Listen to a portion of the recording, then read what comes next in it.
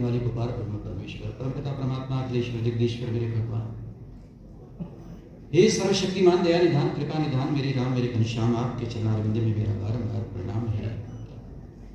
मेरे आराध्य मेरे पूज्य भारतीय संस्कृति के संवाहक, इसके रक्षक और पोषक मेरे परम गुरुदेव मेरे श्री गुरुदेव, उनके श्री चरणों का सिमरण करता हूँ। माँ शारदा, माँ भगवती, माँ भवानी, भारत माता, आपके श्री चरणों में बारंबार मेरा वंदन है, नमन है, प्रणाम है।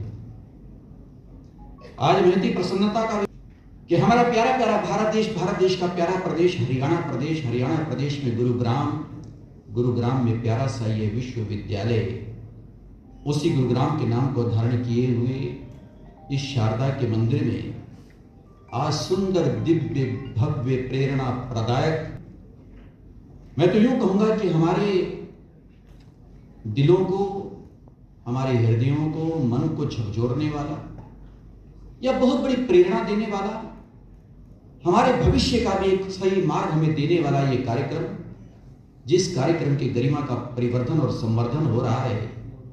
क्योंकि आज ऐसे प्यारे महिमा मंडित कार्यक्रम में हमारे आदरणीय सम्माननीय, मैंने आते ही जब उनको मिला, हालांकि 7-8 साल पहले हम इकट्ठे कार्यक्रम में थे, वो जाबाज हमारे जिन पर मेरा राष्ट्र ये गर्व करता है, ऐसे जिनका तन समर्पित, मन समर्पित और ये जीवन समर्पित, जिनका रोम रोम इस राष्ट्र को समर्पित है। जब कभी हम डिबेट सुनते हैं, खासतौर पर स्वामी धर्मदेव आपके सामने वक्त कम मिलता है, लेकिन जब कभी ऐसा मौका आ जाए, टीवी खुले और उसमें डिबेट में कहीं हमारे आदरणीय सम्माननीय जाबाज शेर बहादुर, ये प्यारी मूछों वाले श्रीमान जेडी बख्शी जी दिखाई दे जाए, तो उस डिबेट को मैं जरूर सुनूंगा। और उस डिबेट में इस शख्स के उन शब्दों को, मेजर जनरल जेडी बख्शी साहब, आपका गरिमामय आगमन हुआ, स्वागत है आपका प्रोग्राम में। हमारे आदरणीय सम्माननीय बड़ा प्यारा उद्बोधन अभी दे के गए श्रीमान श्री तिवारी जी, शंकर तिवारी, परमात्मा कृपा करें। हमारा तो बालक बड़ी खुश है। समीर, मैंने उनका नाम जब देखा तो मैंने कहा आप तो हवा की तरह चलते हो, हम पवन पुत्र के देश में रहने वाले लोग हैं, तो उसमें आप हमारे आदरणीय कर्नल साहब, आपकी गरिमा में उपस्थिति, उनके साथ साथ हमारी आदरणीय प्रोफेसर मीरा जी, आप हैं। एक एक व्यक्तित्व तो यहाँ पर संचालन हो रहा है और मैं अधूरापन रह जाएगा अगर नाम न लूं। मेरा बहुत ही लाडला सा है, उदीयमान नौनिहाल नौजवान प्रथम चंद्रा वशिष्ठ, इनके पूज्य पिता, उनसे मेरे बहुत पुराने ताल्लुकात। तो प्रभु कृपा करें, विजय, बसंत सिंह सब और इतना प्यारा ये जन समूह, उसमें हमारे नौनिहाल नौजवान, राष्ट्र का भावी भविष्य पूज्य महाराज श्री बैठे हैं। एक एक व्यक्तित्व यहाँ पर आइए, 5-7 मिनट मुझे लगता है करके कार्यक्रम गरिमापूर्ण। मेरा हिंदुस्तान स्वामी धर्मदेव जिस पर गर्व करता है, मैं नहीं करता, मेरे भारत का बच्चा बच्चा करता है, जिसका भारत में जन्म हुआ है, जो भारत का नागरिक है, भारत में पैदा हुआ है, उसके अंदर भारतीयता अगर है तो भारत का नागरिक कहलाने का हकदार है, अन्यथा नहीं।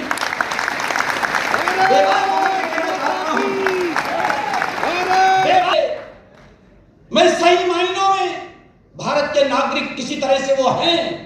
145-44 करोड़ जो भी लोग हैं, 800 करोड़ दुनिया के लोगों में मेरे भारत के, वो भारत में पैदा हुए भारत के नागरिक हो सकते हैं। परंतु अगर भारतीयता जीवन में नहीं है, अगर भारत के प्रति लगाव और प्यार मोहब्बत नहीं है, तो भारत के कहने कहलाने के हकदार भी नहीं है। बड़ी विनम्रता से कहूं या बेबाक होकर के कहूं, मेरे भारत के बच्चे बच्चे को भारत की भूमि से प्यार होना चाहिए, और बहुत लोगों को है भी सही। मेरे भारत की माटी से प्यार है। याद करें जरा हम लोगों को, ये ठीक कहा भी, जैसे हमारे आदरणीय श्रीमान शंकर स्वरूप को धारण करने वाले आज ये ऑपरेशन, या फिर सिंदूर का धुलना, सिंदूर का मिटना, सिंदूर का जाना, चूड़ियों का टूटना, बलिदानों का होना, न जाने कब से चला रहा है। लेकिन आज स्वामी धर्मदेव 1,97 करोड़ वर्ष अगर हो गए सृष्टि को, और उसमें आर्यावर्त हमारा भारत देश, आर्यावर्त का एक खंड, एक टुकड़ा, एक भाग, क्योंकि वर्ष नाम संस्कृत में खंड होता है, और आज भी संकल्प करते हैं हमारे ब्राह्मण तो आर्यावर्त भरत खंडे बोलते आर्यवर्त में आर्यमान श्रेष्ठ श्रेष्ठ पुरुषों से घिरा हुआ वो भूभाग नहीं है। ज्यादा विस्तार में जाने का समय, लेकिन केवल आधे मिनट के लिए स्पर्श करते हुए आगे बढ़ना चाहूंगा। समय समय पर इसके खंडन होते रहे, टुकड़े होते रहे।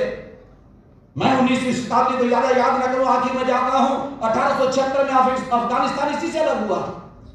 1904 में इसी से ये नेपाल जो चल रहा है अलग होता है। 1906 में भूटान अलग होता है। 1907 में तिब्बत अलग होता है और 1935 में जाकर के श्रीलंका, 1937 में म्यांमार और 1947 में पाकिस्तान। 6 बार 21वीं शताब्दी में, 20वीं शताब्दी में, 21वीं अब चल रही है, देश के टुकड़े हुए। लेकिन आइए जो अब कहना चाहता हूं, विषय चल रहा है ऑपरेशन सिंदूर को लेकर के ये कार्यक्रम है, तो आपको प्रेरणा, क्योंकि हम सब जो भारतवासी हैं, हम हिंदुस्तानी भारत के रहने वाले लोग, और उसमें खास तौर पर जांबाज नौजवान, आप मेरे प्यारे, मेरे आंखों के सामने आप जैसे लोग, आपके अंदर एक जज्बा, एक भावना, एक भाव निश्चित रूप से है।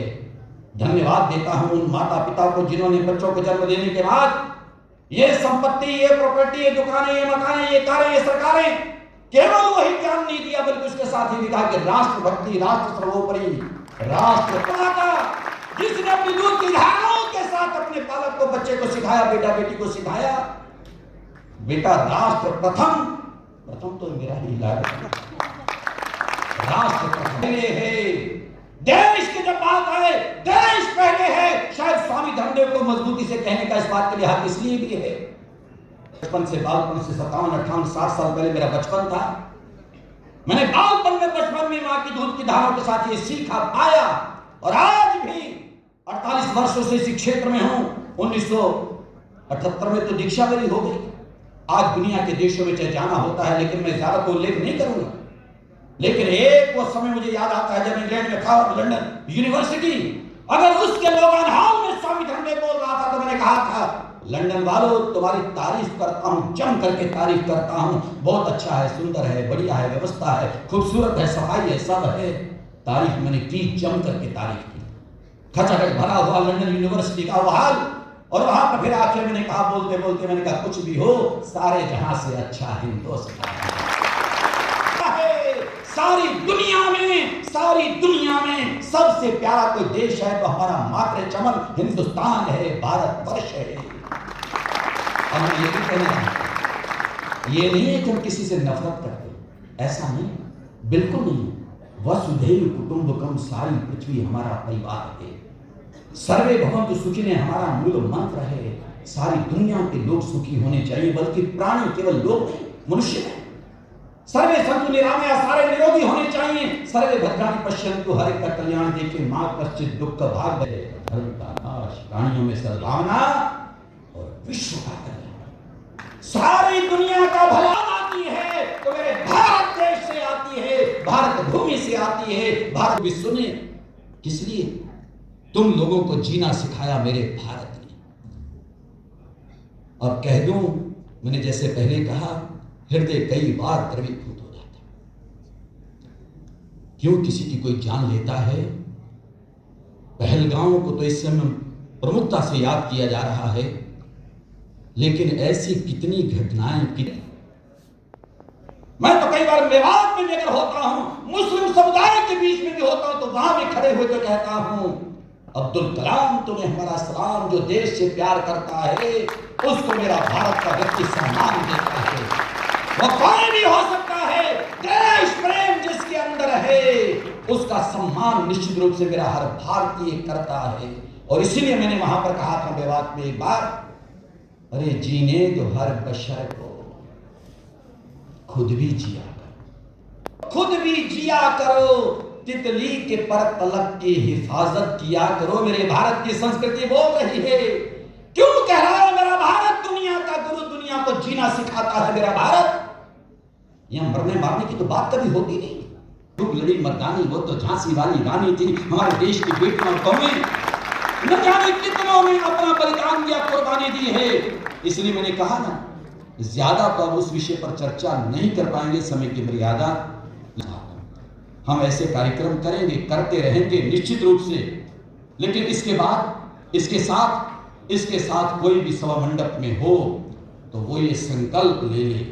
स्वामी धर्मदेव कहना चाहता है कि हम ये संकल्प लें, केवल हम ताली बजाने के लिए नहीं है, प्रशंसा करने के लिए नहीं है, प्रशंसा सुनने के लिए नहीं है, हम एक संकल्प लेने के लिए भी हैं साथ साथ कि हम सब मिल करके संकल्प लेंगे, हम जिएंगे और मरेंगे तेरे लिए, इस देश के लिए, इस अपने भारत के लिए, संस्कृति के लिए, मानवता के लिए अपने आप को तैयार करें। वो संस्कार जीवन में पूरी तरह से प्रगाढ़ करें। संपत्तियां, प्रॉपर्टियां, ये सब चीजें आती जाती रहेगी, लेकिन देश है तो हम हैं। देश है तो इसको अपने जीवन का धर्म मान लें। मेरे जीवन का इससे बड़ा कोई धर्म नहीं हो सकता कि राष्ट्र सर्वोपरि। इसको मान करके हमारी ऋचाएं भी कहती हैं कि वयम राष्ट्र